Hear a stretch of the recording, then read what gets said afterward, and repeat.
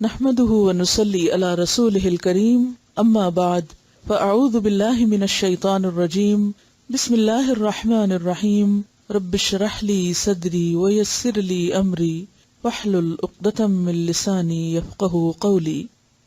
ایک دفعہ درود شریف پڑھ لیجیے.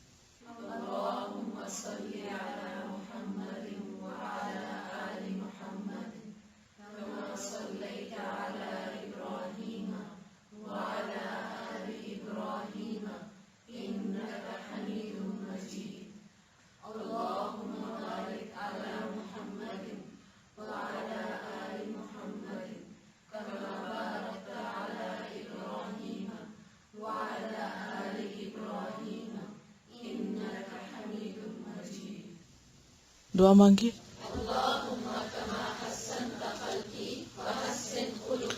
دوسری دعا بھی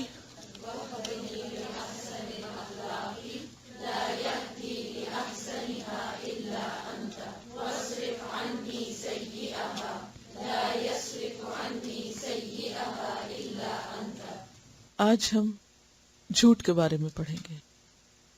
میرے خیال میں اس ٹاپک کو صدق ہونا چاہیے تھا، سچائی. اگر ہم سچائی کے بارے میں جان لیں تو جھوٹ خود ہی پتہ چل جائے. لیکن یہ ٹاپک اور یہ موضوع اتنا اہم ہے کہ اگر ہمیں اس کی سمجھ آ جائے تو گویا پورے دین کی سمجھ آ جائے. اور اگر یہ صفت ہمارے اندر پیدا ہو جائے یعنی سچائی کی، اور ہم جھوٹ سے بچنے لگ جائیں تو تمام اعمال صالح یا نیک اعمال کی کنجی ہمارے ہاتھ میں آ جائے. کیونکہ سچائی ایسی چیز ہے کہ جو باقی نیکیوں کا راستہ ہموار کرتی ہے، اور جھوٹ ایسی چیز ہے جو نیکیوں کے دروازے بند کرتی ہے. اور نہ صرف یہ کہ ربانی رزق بند ہوتا ہے بلکہ مادی رزق بھی گھٹتا ہے جھوٹ کی وجہ سے. اہل ایمان اور منافقین میں فرق ہی جھوٹ کا ہے. مومن بزدل ہو سکتا ہے، مومن بخیل ہو سکتا ہے، لیکن مومن جھوٹا نہیں ہو سکتا. تو اعمال کی روح اور دین کی بنیاد، اساس، بیس سچائی پر ہے. نبوت کے بعد اگلا درجہ صدیقین کا ہے. من النبیین والصدیقین والشہداء. اللہ سبحانہ وتعالی ہمیں سچے لوگوں کا ساتھ دینے کا حکم دیتا ہے. کونوا مع الصادقین. قیامت کے دن سچے لوگوں کو ان کی سچائی کی جزا ملے گی، اور قیامت کا دن سچے لوگوں کا دن ہے. قیامت کے دن اصل کامیاب ہونے والے لوگ دراصل سچے لوگ ہی ہوں گے. ھذا یوم ینفع الصادقین صدقہم. تمام انبیاء کو اللہ سبحانہ وتعالی نے سچی زبان عطا کی. وجعلنا لہم لسان صدق علیا. انبیاء کے بعد سچے لوگ ہر دور میں دین کے خادم بنے اور انہی کی خدمت میں برکت ہوئی. نبی صلی اللہ علیہ وسلم کے بعد حضرت ابوبکر صدیق رضی اللہ تعالی عنہ کو اس امت کے السابقون الاولون میں سے اول ہونے کا خطاب ملا، یا ان کو یہ مقام ملا. والذی جاء بالصدق وصدق به اولئک هم المتقون. وہ جو سچائی لایا اور اس نے سچائی کی تصدیق کی، وہی لوگ دراصل متقی لوگ ہیں. صدق، سچائی، صداقہ، سچی دوستی، اور صادق کہتے ہیں عربی میں بہت میٹھی کھجور کو. تو سچا انسان کیسا ہوتا ہے؟ میٹھا ہوتا ہے. اس کی باتیں، اس کا معاملہ، اس کا طریقہ، اس کا طرز عمل، ان سب چیزوں میں ایک ایمان کی مٹھاس اور حلاوت ہوتی ہے جو اس کے آس پاس کے لوگوں کے لیے بھی باعث سکون ہوتی ہے. صادق اور صدیق میں فرق یہ ہے کہ صدیق بہت زیادہ سچے کو کہتے ہیں، جو سچائی میں کامل ہو، ہر لحاظ سے سچا ہو، اور نہ صرف یہ کہ زبان سے بلکہ عمل سے اپنی بات کو سچا کر دکھانے والا ہو. اور سچائی دل اور زبان کی موافقت کا نام ہوتی ہے. جو دل میں ہے وہی زبان پر ہے. ایسے انسان کا سر اور علانیہ یعنی اندر کا حصہ اور باہر کا حصہ، ظاہر اور باطن ایک جیسا ہوتا ہے. سچا شخص اپنی بات پر قائم رہتا ہے، اسی لیے سچے انسان کو نیکی پر استقامت نصیب ہوتی ہے. اس کے اندر تلون نہیں ہوتا، وہ ایک سٹیبل انسان ہوتا ہے. جھوٹا شخص رنگ بدلتا رہتا ہے، کبھی ایک بات کہتا ہے، کبھی دوسری بات کہتا ہے، کبھی ایک کام کرتا ہے، کبھی دوسرا کام کرتا ہے. لیکن سچا انسان نہ صرف یہ کہ اپنے قول کا سچا ہوتا ہے، اپنے ارادوں کا بھی سچا ہوتا ہے اور اپنے عمل کا بھی سچا ہوتا ہے. اور عمل کی سچائی کیا ہوتی ہے کہ جس چیز کو انسان اچھا سمجھے اور اچھا قرار دے اور نیکی سمجھے پھر اس پر جم جائے. جیسے اس کائنات کی سب سے بڑی سچائی اللہ کی معرفت اور اللہ پر ایمان لانا ہے، تو پھر قل آمنت باللہ ثم استقم، ہر حال میں انسان اس پر جمع رہے. قرآن پاک میں صدق 5 طرح سے استعمال ہوا ہے: لسان الصدق، قدم الصدق، مقعد الصدق، مدخل الصدق اور مخرج الصدق. یعنی صدق کو 5 طریقوں سے بیان کیا گیا ہے. رب ادخلنی مدخل صدق، کہ یا اللہ مجھے جہاں بھی لے جا سچائی کے ساتھ لے جا، سچائی کے مقام پہ داخل کر. وَأَخْرِجْنِي مخرج صدق. نبی صلی اللہ علیہ وسلم کے لیے مدخل صدق کیا تھا؟ مدینہ. اور مخرج صدق کیا تھا؟ مکہ. اور آپ کی پہچان دور نبوت سے پہلے کیا تھی؟ دور جاہلیت میں بھی کہ آپ صادق اور امین ہیں، یعنی نبوت سے پہلے بھی آپ کی زبان سچی تھی. دیگر انبیاء کو بھی سچی زبانیں دی گئی اور آپ کو بھی لسان صدق نصیب ہوئی. اور قدم صدق کیا ہے؟ جنت. اور مقعد صدق وہ سچا مقام جو اللہ کی ملاقات کے وقت انسان کو نصیب ہوگا. ان المتقین فی جنات و نہر فی مقعد صدق عند ملیک مقتدر. متقی لوگ باغوں اور نہروں میں ہوں گے، یعنی جنت میں. فی مقعد صدق، سچائی کے مقام پر، یعنی جنت کو اور ان کے اس گھر کو اور اس خاص مقام کو جہاں وہ اللہ تعالی سے ملاقات کریں گے. عند ملیک مقتدر، اقتدار والے بادشاہ یعنی اللہ رب العالمین کے پاس مقعد صدق میں ہوں گے، یعنی ایسے مقام اور ایسی جگہیں ان کو نصیب ہوں گی جنہیں سچائی سے پہچانا گیا. تو گویا سچائی انسان کو دنیا میں بھی فائدہ دیتی ہے اور سچائی ہی انسان کی آخرت کے درجات کی بلندی کا ذریعہ بنے گی. اور اللہ سے ملاقات کرنے کے لیے، اللہ کا دیدار کرنے کے لیے جو صفت انسان کو چاہیے وہ سچائی ہے. اور سچائی کیا ہے؟ حق کے مطابق بات، واقع کے مطابق بات، خواہ اپنی ذات کی نفی ہوتی ہو، خواہ نقصان ہوتا ہو. کیا سمجھ میں آیا؟ کیا ہوتی ہے سچائی؟ سچ کیا ہوتا ہے؟ ہم تو کہتے ہیں سچ کڑوا ہوتا ہے. عربی کی تعریف میں ہے کہ صادق بہت میٹھی کھجور ہوتی ہے جس کا ذائقہ اپنی اصل پر ہے. دنیا اور آخرت کی کامیابی کا انحصار اسی پر ہے. ایمان اور منافقت کا فرق بھی اسی میں ہے. کوئی مومن ہے یا نہیں، اس کا فیصلہ اسی صفت پر ہے. سچائی باقی نیکیوں اور خیر اور بھلائی کا راستہ کھولتی ہے. الصدق طمأنینہ، سچائی دل کو اطمینان بخشتی ہے. سچائی واقع کے مطابق حقیقت چیز ہوتی ہے. سچائی دل اور زبان کی موافقت کا نام ہے. سچائی ظاہر و باطن کے ایک ہونے کا نام ہے. سچا انسان قابل اعتماد ہوتا ہے، اپنے آس پاس کے لوگوں کو خوشی دیتا ہے. سچائی محض قول کی سچائی نہیں ہوتی، بلکہ سچائی انسان کی نیت کی سچائی بھی ہوتی ہے، ارادے کی پختگی کا نام بھی ہے، معاملات میں سچا ہونا بھی، اور اسی طرح آغاز و انتہا ہر چیز میں سچائی ضروری ہوتی ہے۔ انبیاء کی صفت ہے سچائی، اور انبیاء کے بعد سب سے بڑا مقام سچے لوگوں کا ہے۔ اور صدیقیت کیا ہوتی ہے؟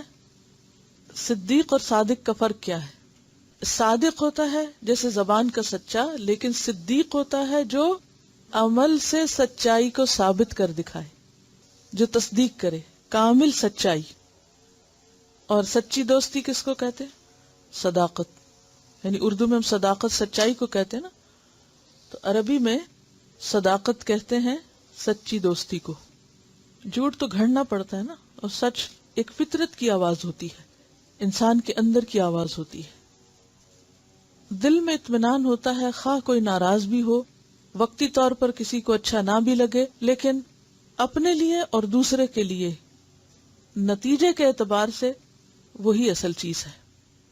اللہ سے ملاقات اور اللہ کے دیدار اور اللہ کے خاص مقرب بندوں میں شامل ہونے کے لیے سچائی کے بغیر گزارا ہی نہیں۔ سچائی اعمال صالحہ کی کنجی ہے، سچائی کے بغیر نیکی کی توفیق کا راستہ نہیں کھلتا۔ جھوٹ سننے والے اور حرام کھانے والے کو برابر قرار دیا۔ سماعون للکذب اکالون للسحت۔ جھوٹ کو یاد رکھنے کے لیے بھی ایفرٹ کرنی پڑتی ہے، بالکل صحیح۔ سچ آدمی کے علم اور اس کے بول میں تضاد نہ ہونے کا نام، یعنی جو علم میں ہے، جو آپ جانتے ہیں، جو آپ کو معلوم ہے، آپ وہی بولتے ہیں، نہ اس سے بڑھاتے ہیں نہ اس سے گھٹاتے ہیں۔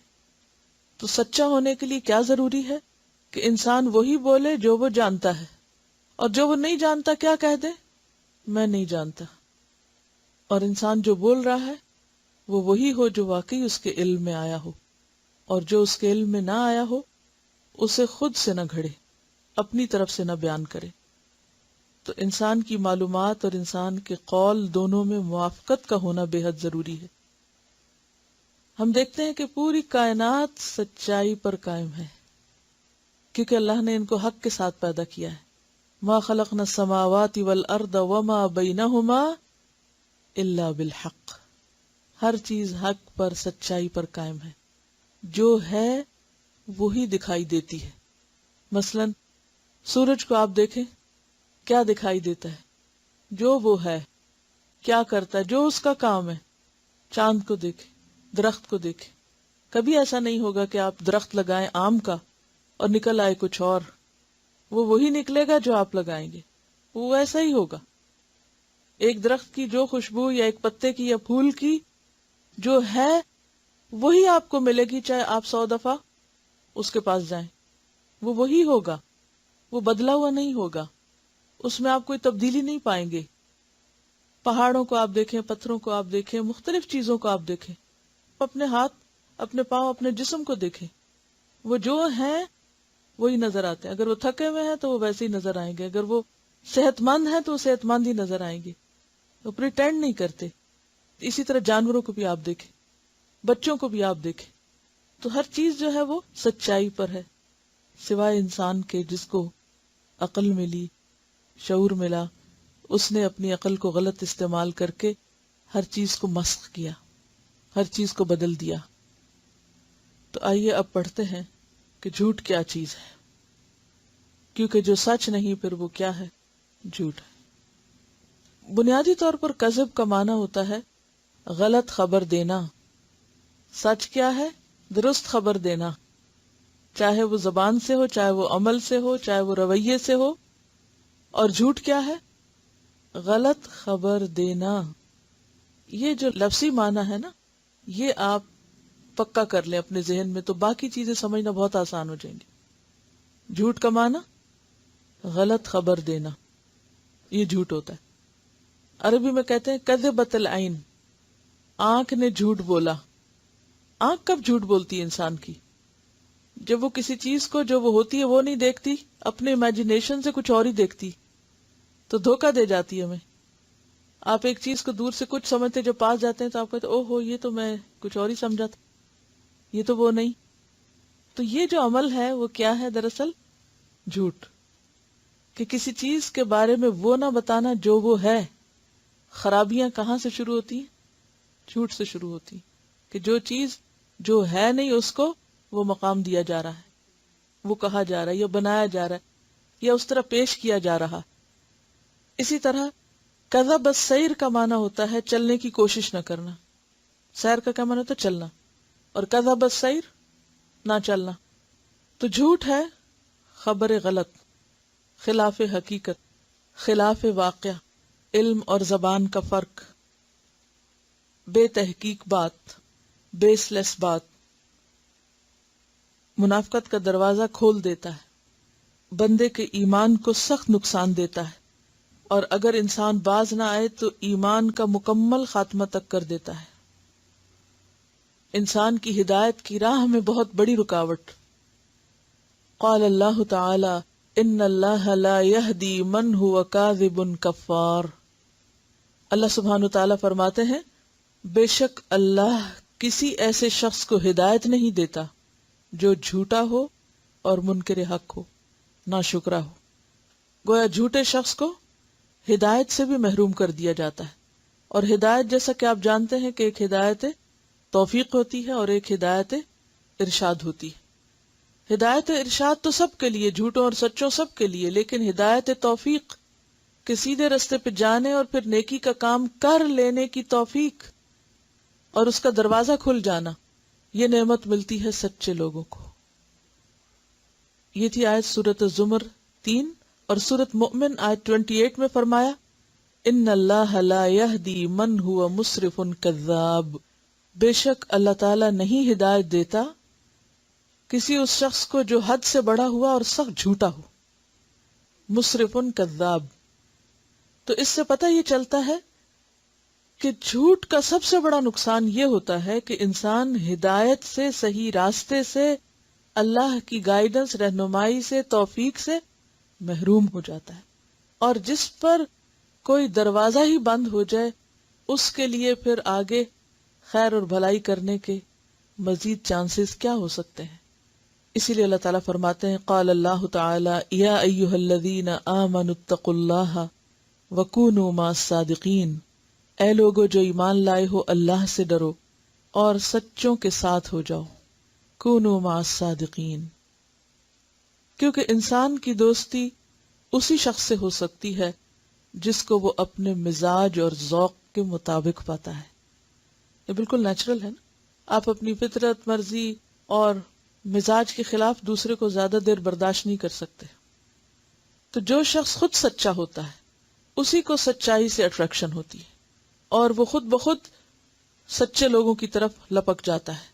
جیسے حضرت ابوبکر صدیق رضی اللہ تعالیٰ عنہ پوری زندگی سچائی کا ایک عملی نمونہ نظر آتے ہیں اور ہر خیر اور بھلائی کے کام میں آگے سے آگے بڑھتے ہیں.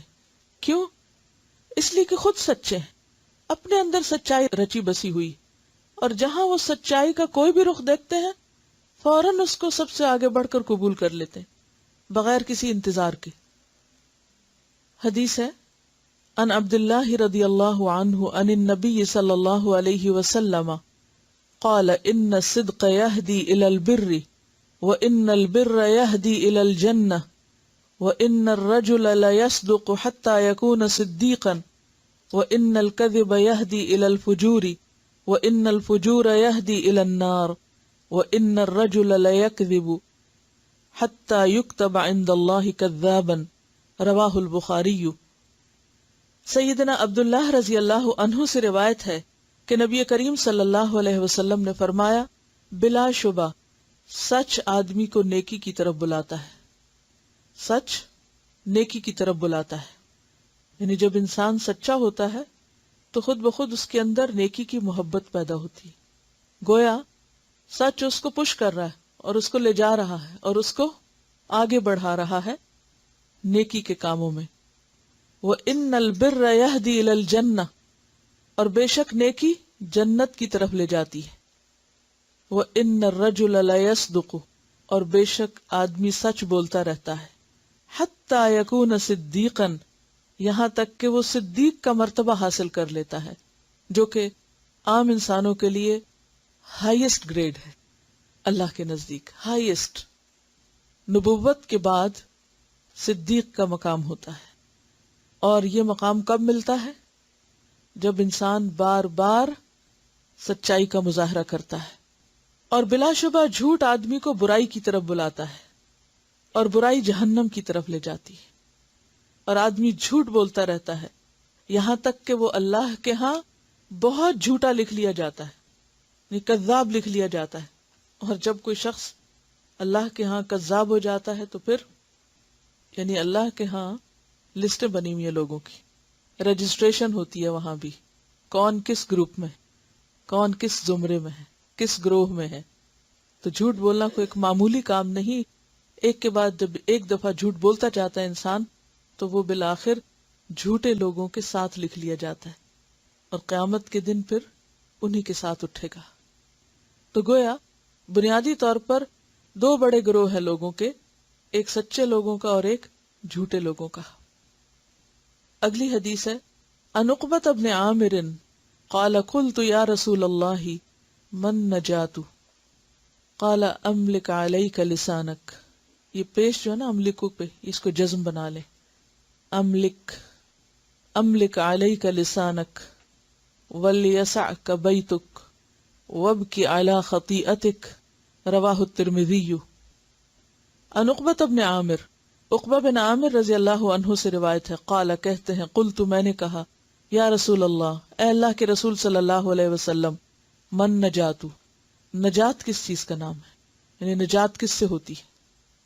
قال فرمایا، املک علیک لسانک، اپنی زبان کو قابو میں رکھو۔ املک کا کیا معنی؟ مالک بنو، یعنی اپنی زبان کے مالک بنو، اور جو کسی چیز کا مالک ہوتا ہے وہ اس کو کنٹرول میں رکھتا ہے، اپنی مرضی کے مطابق استعمال کرتا ہے، یعنی زبان قابو میں رکھو۔ وَلْيَسَعْكَ بَيْتُكَ، اور چاہیے کہ وسعت کرے تجھ کو تیرا گھر، یعنی تیرا گھر تجھے کافی ہو، اپنے گھر میں رہو۔ گھر ایک تو گھر ہوتا ہے جو گھر کے معنوں میں ہے، اور دوسرا معنی کیا ہے کہ اپنی حدود کے اندر اور اپنے کام سے کام رکھنا، کیونکہ جب انسان اپنے گھر میں ہوتا ہے، یعنی ضرورت سے باہر نکلتا ہے، کام سے باہر نکلتا ہے، اور پھر واپس آ کے اپنے گھر میں اپنے کاموں کو لگ جاتا ہے، تو بہت سے شر اور خرابیوں اور برائیوں سے بچ جاتا ہے۔ جتنا زیادہ آپ گھر سے باہر ہوں گے، جتنا زیادہ آپ لوگوں میں ہوں گے، جتنا فضول گپ شپ کریں گے، اتنا ہی زیادہ احتمال ہے اس بات کا کہ آپ کی زبان سے غلط باتیں نکلیں گی، اور خاص طور پر بے بنیاد باتیں، جھوٹی باتیں۔ تو جھوٹ سے بچنے کے لیے کیا ضروری ہے کہ انسان اپنے کام سے کام رکھے، اپنے دائرہ کار میں رہے، اپنے مقصد پر فوکس کرے، اور بیکار میں لوگوں سے انٹریکٹ نہ کرے۔ وَابْكِ عَلَىٰ خَطِیئَتِکَ، اور اپنی خطاؤں پہ رو، یعنی اگر غلطی ہو جائے تو بجائے اس کے کہ اس کے اوپر تعویلیں کرو، اس کو جسٹیفائی کرو اور اسے درست قرار دو، اس کا اعتراف کر لو، اس پہ رو لو اور اللہ سے معافی مانگ لو، تو خود بھی قرار آ جائے گا اور آگے مزید نیکی کا دروازہ بھی کھل جائے گا۔ دیکھیے کہ جب انسان جھوٹ بولتا ہے نا تو اس کو ایک ایفرٹ کرنی پڑتی، سب سے پہلے تو خود اپنے آپ سے جھگڑنا پڑتا ہے، اپنے سے لڑنا پڑتا ہے، اپنے آپ کو دبانا پڑتا ہے۔ پھر چونکہ جھوٹی بات یا خلاف حقیقت بات اس کو کائنات کی کوئی چیز ایکسپٹ نہیں کرتی، وہ سب کے لیے ایک ناپسندیدہ چیز ہے، لہٰذا وہ صرف اپنے سے جھوٹ نہیں بول رہا ہوتا، یہ کسی سامنے والے سے نہیں بول رہا ہوتا، وہ ہر ایک سے بول رہا ہوتا، کیونکہ وہ ایک غلط بات کر رہا ہے، خلاف حقیقت بات کر رہا ہے، اور پھر اس پر وہ اصرار کر رہا ہے اور اس کی وہ اصلاح نہیں کر رہا۔ تو ایسے میں وہ سارا سٹریس اور سارا بوجھ اور سارا غم جو ہے وہ کس پہ جائے گا؟ خمیازہ کون بھگتے گا؟ نتیجہ کس پہ پڑے گا؟ اسی پہ جس نے کیا۔ اور اپنی غلطی کا اعتراف کر لینا، مان لینا، ہاں یہ غلطی مجھ سے ہوئی ہے اور میں نے کی ہے اور میں اس پر شرمندہ ہوں، اور انسان اس پر رو کر اللہ سے معافی مانگ لے، تو آپ نے دیکھا ہوگا دل کتنا ہلکا ہو جاتا ہے اور معاملہ رفع دفع ہو جاتا ہے۔ تو یہ انسان کی بھلائی کے نسخے، نجات اسی میں ہے، کامیابی اسی میں ہے کہ انسان اپنی زبان قابو میں رکھے، لوگوں سے بقدر ضرورت ملے، اور اپنی غلطیوں پر روئے، صرف اعتراف نہیں بلکہ انہیں اپنے حق میں نقصان دہ سمجھے۔ اگلی حدیث کو آپ سب مل کے ذرا پڑھیں۔ عن ابی ہریرہ عن النبی صلی اللہ علیہ وسلم قال آیۃ المنافق ثلاث اذا حدث کذب واذا وعد اخلف واذا اؤتمن خان، رواہ البخاری۔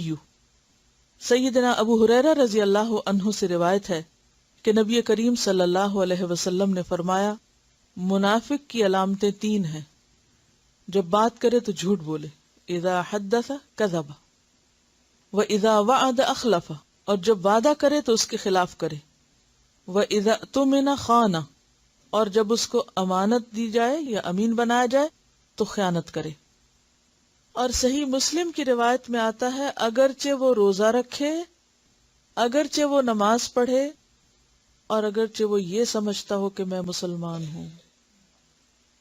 خواہ کوئی شخص روزہ رکھے یا نماز پڑھے یا اپنے آپ کو مسلمان سمجھتا رہے، لیکن اگر وہ جھوٹ بولتا ہے اور وعدہ خلافی کرتا ہے اور خیانت کرتا ہے تو وہ پکا منافق ہے۔ اور منافقین کا انجام کیا ہے؟ ان المنافقین فی الدرک الاسفل من النار۔ اصل میں اگر زندگی کو سچائی کی بنیاد پر استوار کرنا ہو تو پوری زندگی کو ری شیڈیول کرنا پڑے گا۔ یہ کمپلیٹ چینج کا نام ہے۔ سچا بننا ایک نیا لائف سٹائل ہوگا جو اخلاص پر مبنی ہوگا، جس میں انسان اپنی زبان، اپنی گفتگو، اپنے قول اور اپنے معاملات کو صحیح طور پر استوار کرے گا، کیونکہ یہ دو مختلف زندگیاں ہیں۔ کیسے مختلف؟ سچائی نور ہے، روشنی ہے، اور جھوٹ اندھیرا ہے، تو اتنا ہی فرق ہوگا جیسے دن اور رات میں۔ مثلا کوئی شخص کہتا ہے لا الہ الا اللہ، یہ سب سے پہلا سچ ہے جو کوئی بولتا ہے کہ اللہ کے سوا کوئی الہ نہیں، صرف وہ معبود ہے، میں اس کا بندہ ہوں، مجھے اس کی اطاعت کرنی۔ یہ کہنے کے بعد اگر کوئی شخص اپنی منمانی کرے یا اوروں کی بات مانے یا اللہ کی اطاعت اور فرما برداری نہ کرے، تھوڑی دیر میں مثلاً اذان ہوتی ہے، نماز کا وقت آ جائے اور وہ نماز نہیں پڑھتا، تو اس نے جو بات کہی کہ میں اس بات کی گواہی دیتا ہوں کہ اللہ کے سوا کوئی عبادت کے لائق نہیں، تو اس کی بات کہاں گئی؟ جھوٹی ہو گئی۔ اگر تم واقعی سچے تھے تو تم حی علی الصلاح اور حی علی الفلاح کا جواب دیتے اور نماز ادا کرتے۔ پھر اس کے بعد عام روزمرہ زندگی میں ہمارے دین کے ہم سے بہت سے تقاضے۔ جب ایک شخص یہ کہتا ہے کہ میں اللہ کو سب کچھ مانتا ہوں اور پھر اللہ کی بات نہیں مانتا، تو وہ تو ایک جھوٹے انسان کی طرح سب کچھ کر رہا ہے۔ اس کے تو زبان اور اس کے عمل میں تضاد ہے، فرق ہے۔ وہ اللہ کو نہیں، اپنے دل کو الہ مانے ہوئے، جیسے قرآن مجید میں آتا نا، اَرَأَيْتَ مَنِ اتَّخَذَ إِلَٰهَهُ هَوَاهُ أَفَأَنْتَ تَكُونُ عَلَيْهِ وَكِيلًا، کیا تم نے دیکھا اس شخص کو جس نے اپنی خواہش نفس کو اپنا الہ بنا رکھا ہے؟ کیا بھلا پھر تم اس پر کارساز ہو سکتے ہو؟ تم اس کا کچھ بنا سکتے؟ تم اس کو کچھ فائدہ پہنچا سکتے ہو؟ نہیں۔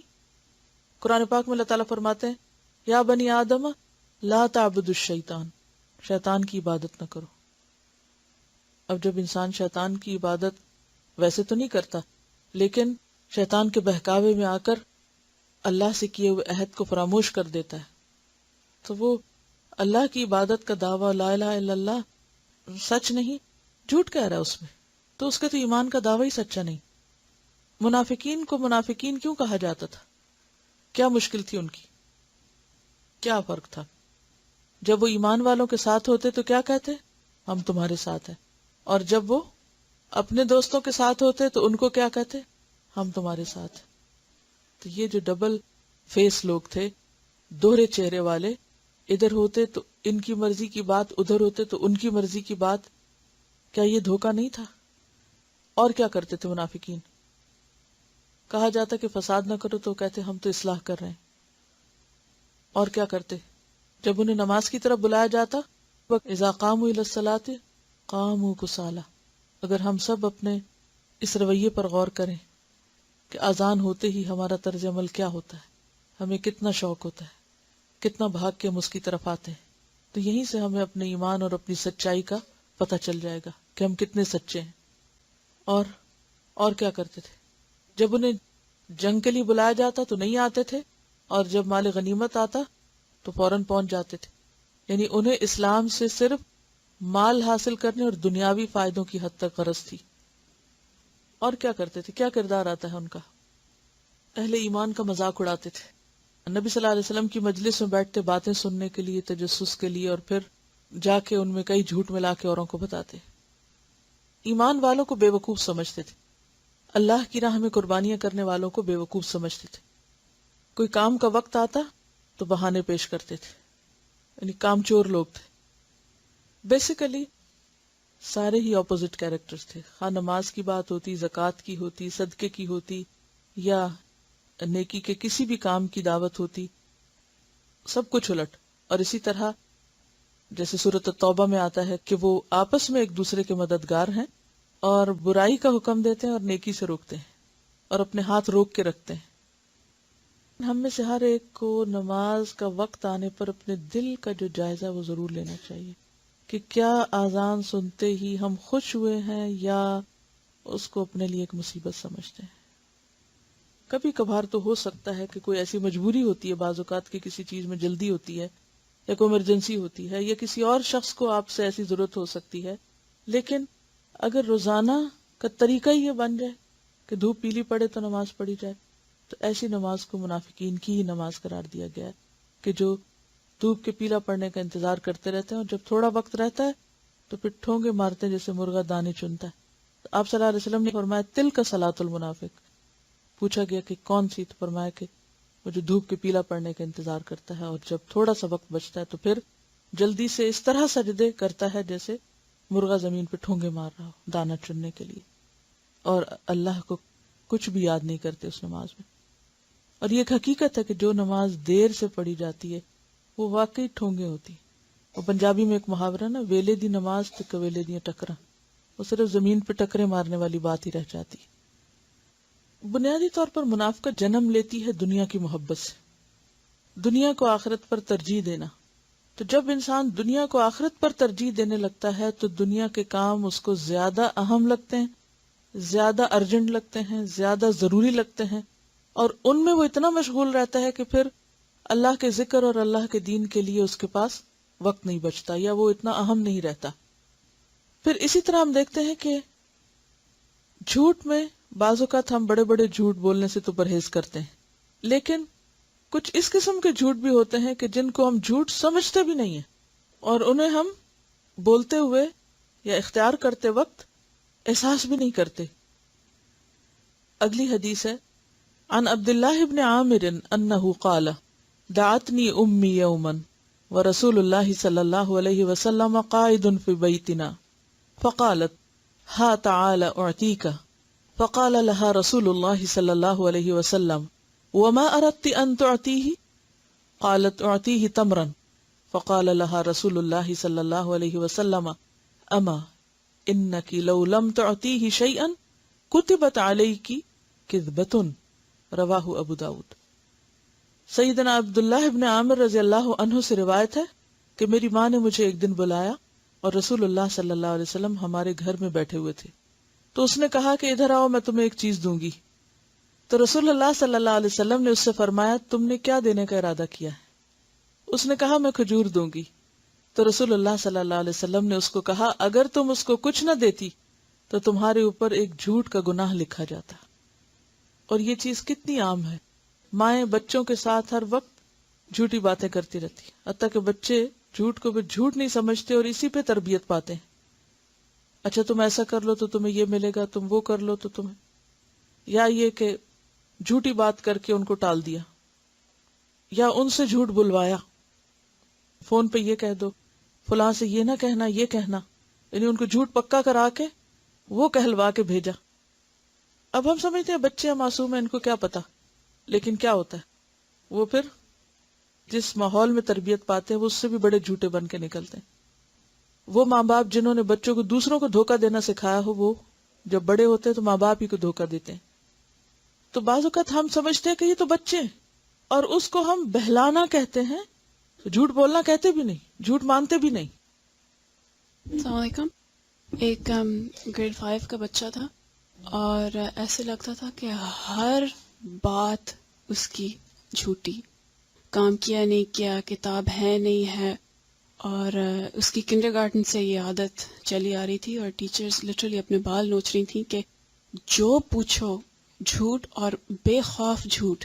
اور بعد میں پتہ چلا کہ ماں باپ کی بنتی نہیں تھی اور افیئر چل رہا تھا، تو گھر میں اتنا جھوٹ بولا جاتا تھا کہ بچے پہ کوئی اثر نہیں ہوتا تھا اگر تم اس کو کہو نا کہ سچ بولو، کچھ جیسے کوئی فلکر بھی نہیں. اتنا hardened, he was a hardened liar at age 10, and the teachers literally didn't know what to do with him, and it was because of the constant lies that were being lived in the house. کیونکہ جو چیز عمل سے انسان سیکھتا ہے وہ کہیں زیادہ پکی ہوتی ہے، خواہ وہ سچائی ہو یا جھوٹ ہو، بنسبت اس کے کہ جو صرف زبانی کسی لیکچر سے سیکھے. اور پھر اس میں آپ دیکھیں کہ ماں باپ اپنے لیے کیا صدقہ جاریہ چھوڑ کے جاتے ہیں، سچ کا یا جھوٹ کا. اگر جھوٹ بولا اور ان کو جھوٹ سکھا دیا اور وہ جھوٹ پہ پلے اور جھوٹ ان کی زندگی میں ایک نارم بن گیا، تو پھر وہ بیج کس نے لگایا تھا، اور اس کا صلہ یا وہ کانٹے کس کے راہ میں آئیں گے؟ لگانے والوں کے. اور والدین کا صرف سچ کی تلقین کرنا کبھی بھی فائدہ نہیں دے سکتا جب تک کہ وہ خود سچے نہ ہوں اور سچے بن کے نہ دکھائیں. پھر جھوٹ کی ایک اور قسم ہے. عن ابی ہریرہ عن النبی صلی اللہ علیہ وسلم قال کفى بالمرء كذبا ان يحدث بكل ما سمع، رواہ مسلم. سیدنا ابو ہریرہ رضی اللہ عنہ سے روایت ہے کہ رسول اللہ صلی اللہ علیہ وسلم نے فرمایا، آدمی کے جھوٹا ہونے کے لیے اتنا ہی کافی ہے کہ وہ ہر سنی سنائی بات کو آگے بیان کر دے، کہ جو کسی نے کہا اس کو بغیر تحقیق کے، بغیر انالائز کیے آگے پہنچا دے. اور اس میں آپ دیکھیے کہ صرف زبانی باتیں ہی نہیں، عملی طور پہ بعض اوقات ہم اتنا انفلوئنس ہو جاتے ہیں کہ ہمیں سمجھ نہیں آتی کہ جو بات ہم آگے پہنچا رہے ہیں وہ سچ بھی ہے یا نہیں. اور اس میں ایسی فیک قسم کی میلز، جھوٹے قصے، جھوٹی باتیں، جھوٹ پر مبنی سٹوریز بنائی ہوئی، ان کو ہم اصلاح کے لیے آگے ایک دوسرے کو بھیجتے رہتے ہیں، جھوٹے خواب. تو کوئی بھی چیز جس کی بنیاد پتہ نہ ہو، جس کی اوریجن پتہ نہ ہو، اس کو پھیلانا بھی جھوٹ پھیلانے میں حصہ لینا ہے. اور انسان اگر غلطی سے ایسا کر جائے تو جب اس کو احساس ہو، وہ ریئلائز کرے، تو اس سے کیا کرنا چاہیے؟ وڈرا کر لینا چاہیے اور اعلان کر دینا چاہیے کہ یہ بات جس سورس سے پہنچی وہ درست نہیں تھا، اور جس کو پہنچی وہ اپنی اصلاح کر لے. پھر اسی طرح بعض اوقات لوگوں میں لڑائی جھگڑا ہو جاتا ہے، اور اس موقع پر اگر آپ بہت سیدھی سیدھی باتیں کریں تو وہ فساد مزید پھیل سکتا ہے.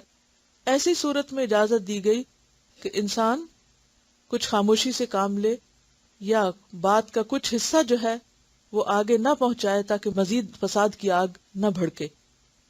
عن ابن شہاب ان حمید بن عبد الرحمن اخبرہ ان امہ ام کلثوم بنت عقبہ اخبرته انها سمعت رسول اللہ صلی اللہ علیہ وسلم یقول لیس الکذاب الذی یصلح بین الناس فینمی خیرا او یقول خیرا.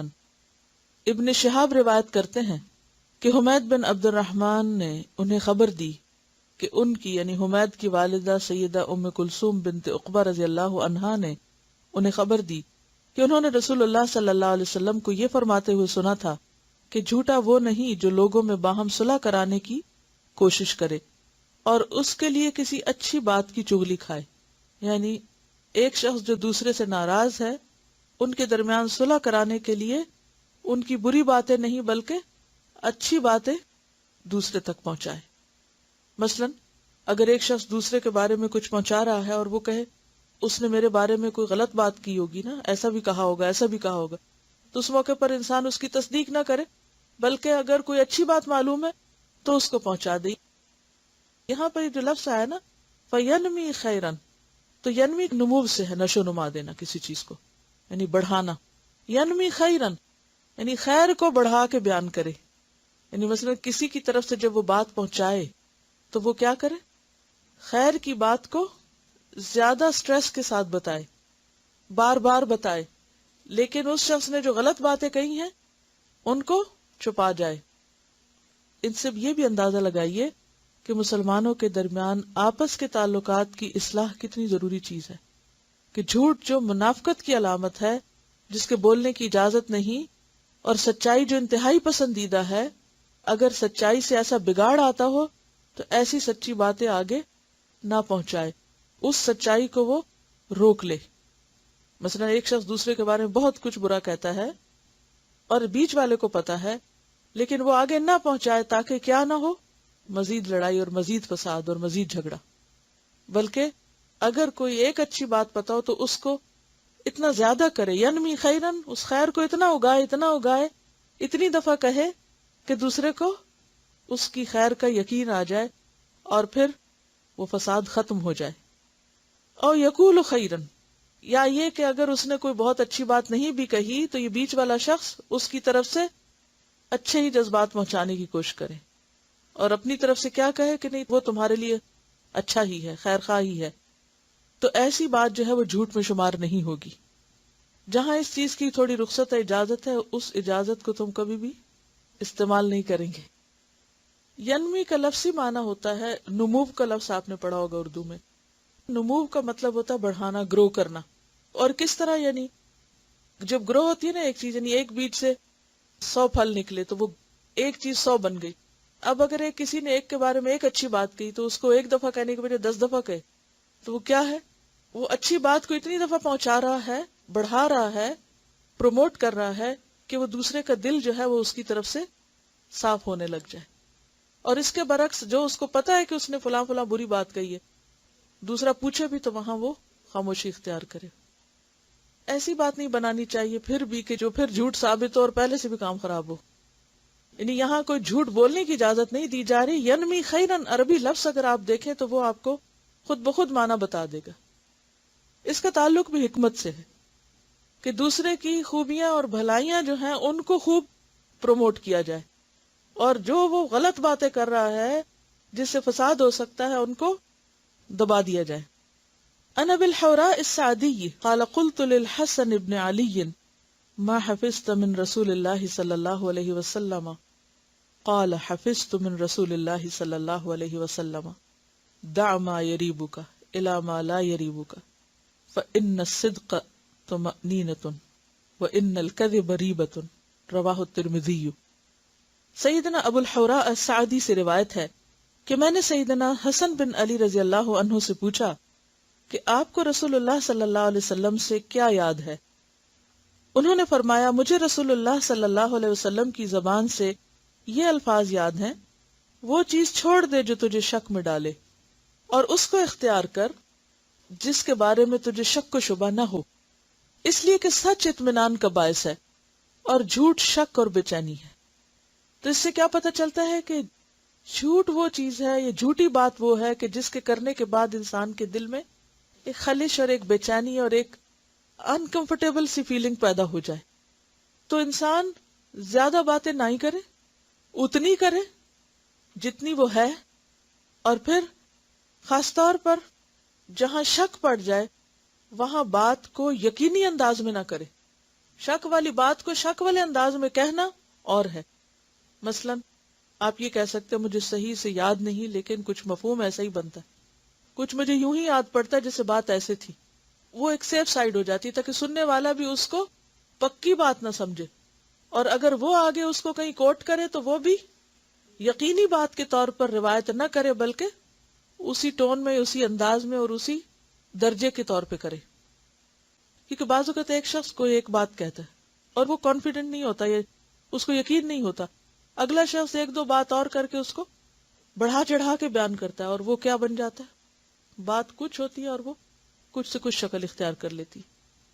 جھوٹ کی ایک قسم یہ بھی ہوتی ہے کہ انسان دوسروں کو ہنسانے کے لیے جھوٹی باتیں کرتا ہے، اس کی بھی ممانعت ہے۔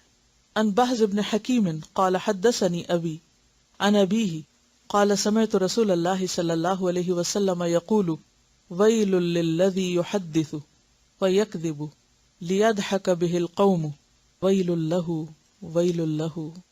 سیدنا بہز بن حکیم اپنے والد سے اور وہ اپنے والد سے روایت کرتے ہیں کہ میں نے رسول اللہ صلی اللہ علیہ وسلم سے سنا، آپ صلی اللہ علیہ وسلم نے فرمایا ہلاکت ہے اس شخص کے لیے جو لوگوں کو ہنسانے کے لیے جھوٹ بولے، ہلاکت ہے اس کے لیے، ہلاکت ہے اس کے لیے.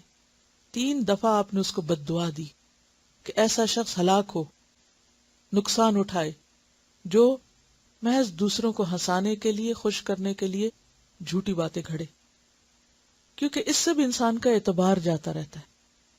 اصل میں جھوٹ کی ممانعت اس لیے بھی ہے کہ جھوٹ انسان کی اوور آل پرسنالٹی کو بھی نقصان دیتا ہے. اور پھر بخاری اور مسلم کی حدیث ہے، رسول اللہ صلی اللہ علیہ وسلم نے فرمایا جھوٹ بولنے سے رزق گھٹ جاتا ہے، جھوٹ بولنے سے رزق میں کمی ہو جاتی ہے. یعنی جھوٹ جہاں ایمان کا نقصان ہے وہاں مال کا نقصان بھی ہے. مثلاً کیسے؟ جھوٹ سے مال کا نقصان کیسے؟ رزق میں کمی کیسے؟ رزق گھٹ جاتا ہے، یعنی تھا گھٹ گیا. کیسے گھٹتا ہے؟ ایمانداری سے کام نہ کرنے کی وجہ سے جاب چھوٹ جائے. اگر کوئی مثلاً تجارت کرتا ہے اور اس میں وہ جھوٹ بولتا ہے تو اس سے دوسرے کا جس سے وہ لین دین کر رہا ہے اس کا ٹرسٹ جاتا ہے اور وہ آئندہ وہاں سے سودا لینے کی بجائے کہیں اور چلا جائے گا. بعض اوقات ایسا بھی ہوتا ہے کہ ہمارے پاس اللہ کا دیا بہت کچھ ہوتا ہے اور ہم ناشکری کی وجہ سے کیا کہتے رہتے ہیں؟ کچھ نہیں ہے ہی نہیں، مشکل گزارا ہے، یا کچھ لوگوں کو نہ دینے کے لیے ہم ان کو ایگزیجریٹ کرتے رہتے ہیں، حالات بڑے تنگ ہیں، اور پھر وہ واقعی تنگ ہو جاتے ہیں. کیونکہ جب انسان جھوٹ بولتا ہے تو وہ جھوٹ ایک نفسیاتی مرض کے طور پر انسان کو بیماریوں میں بھی مبتلا کر دیتا ہے، اور پھر اس کی وجہ سے بھی انسان اس طرح فائدہ نہیں اٹھا سکتا چیزوں سے جیسے سچے انسان کو ہوتا ہے.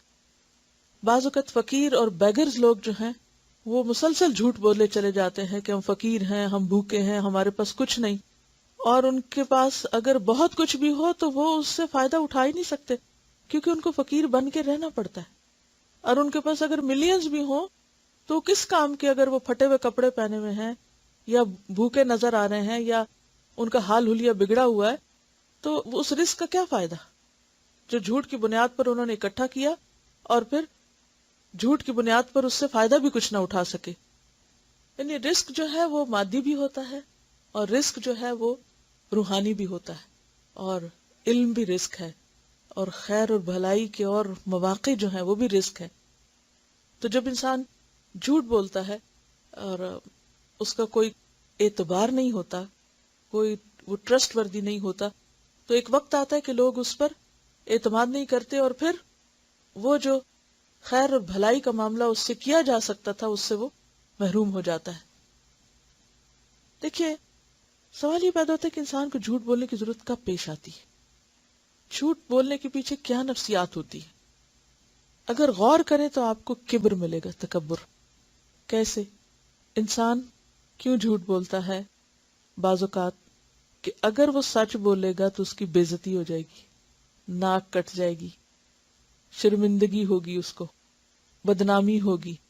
یہی اسباب ہوتے ہیں نا عام طور پر. یا یہ کہ جو وہ ہوتا نہیں وہ بن کے دکھانا چاہتا ہے، اس کے پیچھے بھی کیا نفسیات ہوتی ہے؟ بڑا بننا چاہتا ہے نا. مثلا ایک شخص فقیر ہے، کچھ نہیں اس کے پاس، لیکن وہ ایسے لباس پہنتا ہے کہ لوگوں کو کیا دھوکہ دیتا ہے کہ میرے پاس بہت کچھ ہے. پھر اسی طرح جیسے آپ صلی اللہ علیہ وسلم کا نکاح ہوا تھا تو اس موقع پر آپ صلی اللہ علیہ وسلم نے ان کو دودھ پیش کیا اور انہوں نے کہا کہ مجھے طلب نہیں. اور یہ نہیں کہ انہوں نے جھوٹ ہی بولا ہوگا، کیونکہ شادی کا دن ایسا دن ہوتا ہے کہ جب انسان کو بھوک ہو بھی تو واقعی ایک عجیب ایموشنل سٹیٹ ہوتی ہے کہ طلب نہیں بھی ہوتی. یعنی کہ کچھ کیفیات ایسی ہوتی ہیں کہ جب انسان کا کھانے پینے کو دل نہیں چاہتا اس کا، تو ہو سکتا ہے کہ انہوں نے اس کے، ہم یہ نہیں کہتے کہ انہوں نے نعوذ باللہ کو غلط بیانی ہی کی ہوگی، لیکن اس موقع پر آپ نے مزید اصلاح ضرور کی، کیونکہ آپ کی تعلیم کا طریقہ کیا ہوتا تھا کہ حسب ضرورت حسب حالت آپ ساتھ ساتھ بتاتے جاتے تھے. تو آپ نے کیا فرمایا کہ بھوک اور جھوٹ کو جمع نہ کرو، کہ جھوٹا تکلف جو ہے وہ بھی درست نہیں. تو انسان وہ نظر بھی نہ آئے کہ جو وہ ہے نہیں، نہ زیادہ امیر اور نہ فقیر.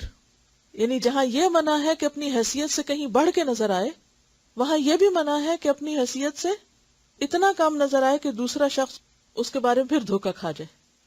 یعنی ایک نیچرل انداز میں رہنا چاہیے، جو آپ ہیں وہی آپ نظر آئیں، خواہ وہ علم کا معاملہ ہو، خواہ وہ مال کا معاملہ ہو، خواہ وہ کسی بھی کام کا معاملہ ہو.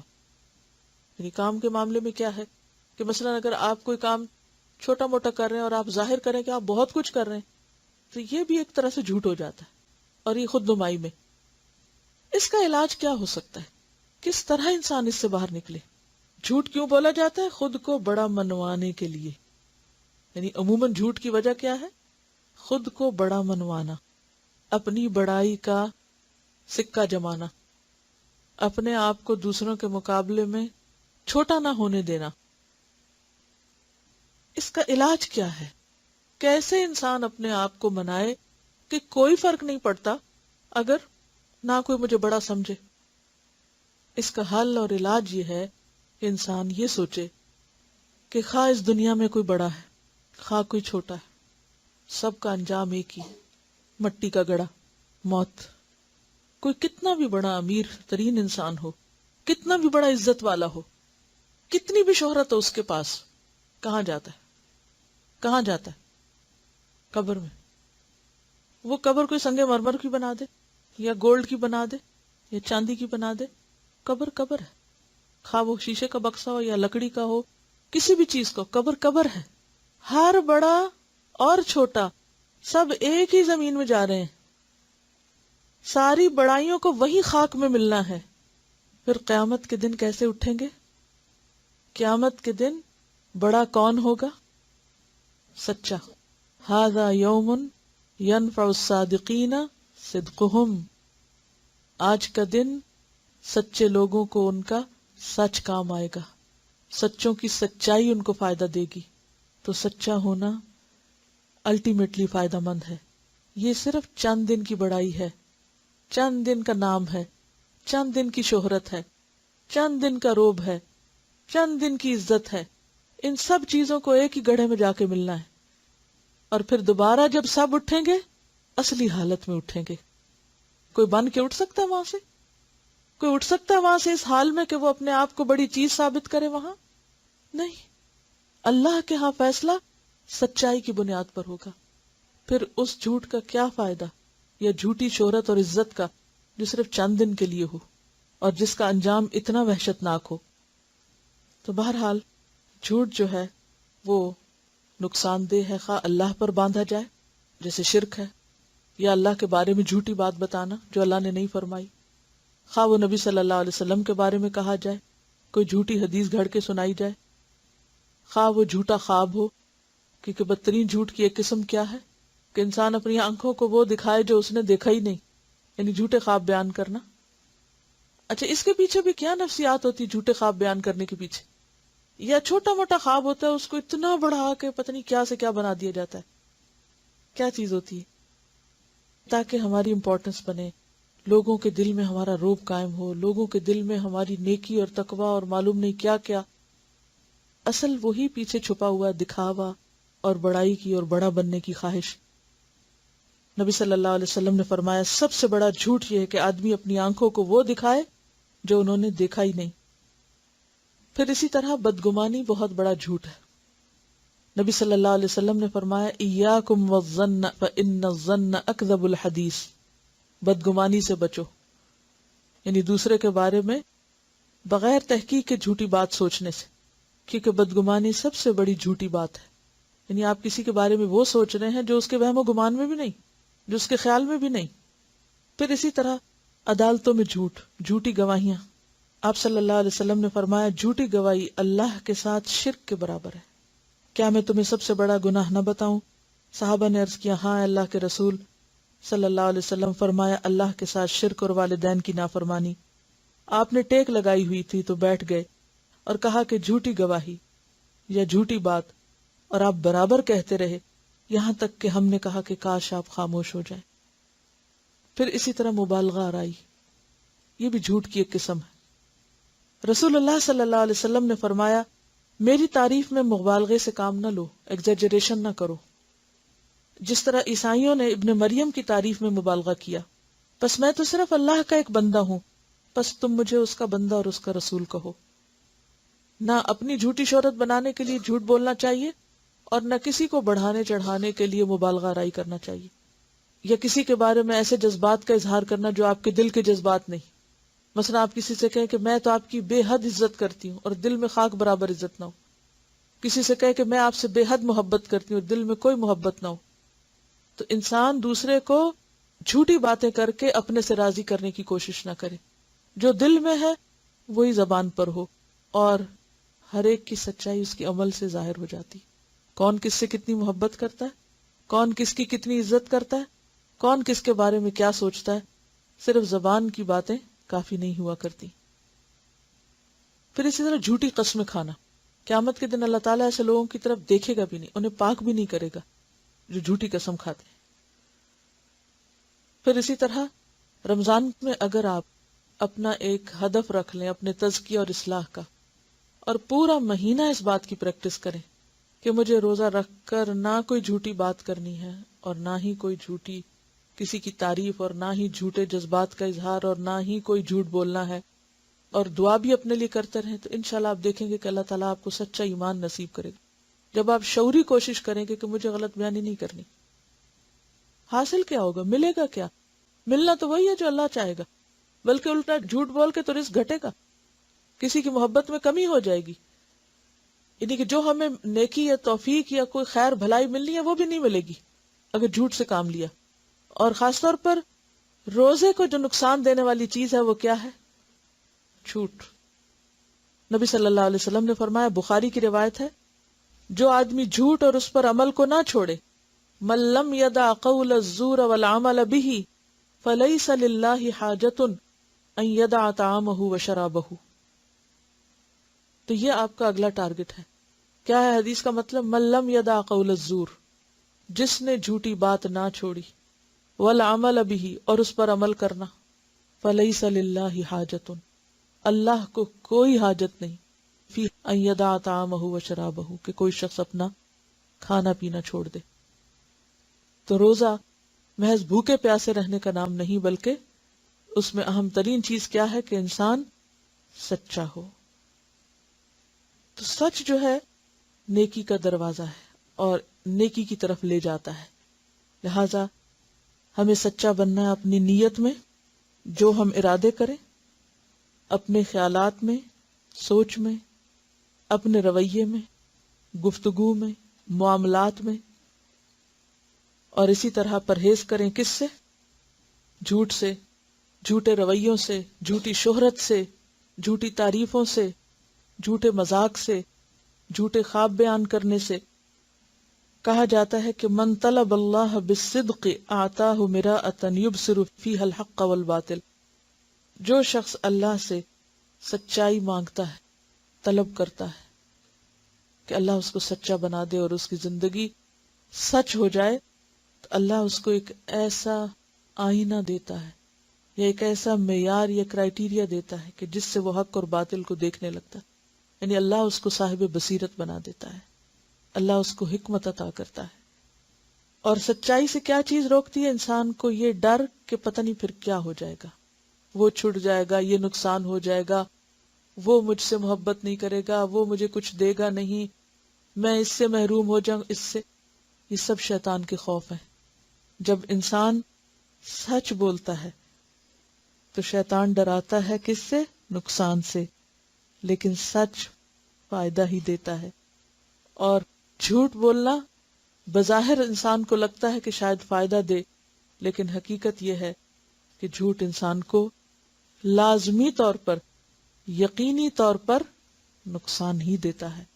لہذا انتہائی ضروری ہے کہ ہم اپنی تمناؤں میں، خواہشات میں، ارادوں میں، سوچوں میں. تمنا کی بات میں نے کس لیے کی کہ بعض اوقات ہم جھوٹی تمنائیں کرتے، ہوتا ہمارے دل میں کچھ نہیں، کہتے ہیں کبھی یہ ہو جائے، وہ میں یہ بھی کر لوں، میں حج کر لوں، میں فلاں کر لوں، اور اندر سے ارادہ وغیرہ کوئی پکا نہیں ہوتا. تو جھوٹی تمنائیں، جھوٹی خواہشات کا اظہار کرنا، جھوٹی باتیں کرنا، یہ انسان کو نقصان دیتا ہے. کیونکہ اللہ کو پتا ہوتا ہے کہ اس کے دل میں ہے کچھ نہیں، یہ صرف لوگوں کو راضی کرنے کے لیے اظہار کر رہا ہے. لہٰذا اللہ توفیق بھی نہیں دیتا، راستہ بھی ہموار نہیں کرتا، اور موقع بھی عطا نہیں کرتا. لہٰذا رمضان کا مہینہ کیا ہے؟ سچائی کی تجدید کا مہینہ.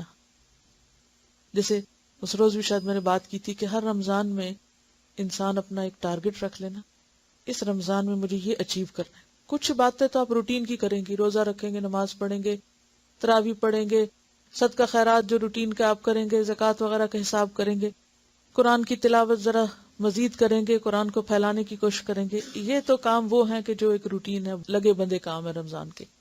لیکن ان کے علاوہ بھی ہمیشہ انسان کو اپنی اصلاح کے لیے ایک ٹارگٹ رکھنا چاہیے کہ ہر روز اٹھے اور اس کی تجدید کرے کہ مجھے یہ کرنا ہے، مجھے یہ کرنا ہے. یہ رمضان میں نے اس طرح گزارنا ہے کہ یہ گزرے تو میں اپنے اس مقصد میں کامیاب ہو چکا. تو انشاءاللہ اللہ تعالیٰ اگر کوئی سچے دل سے نیت اور ارادہ کرے گا تو اللہ توفیق بھی دے گا اور آسان کر دے گا اور ہو جائے گا وہ کام. صرف ارادے کی، سچے ارادے کی ضرورت ہے. تو اللہ تعالیٰ ہمیں اس کی توفیق عطا فرمائے. وآخر دعوانا ان الحمد للہ رب العالمین. سبحانک اللہم و بحمدک، نشہد ان لا الہ الا انت، نستغفرک و نتوب الیک. السلام علیکم و رحمۃ اللہ وبرکاتہ.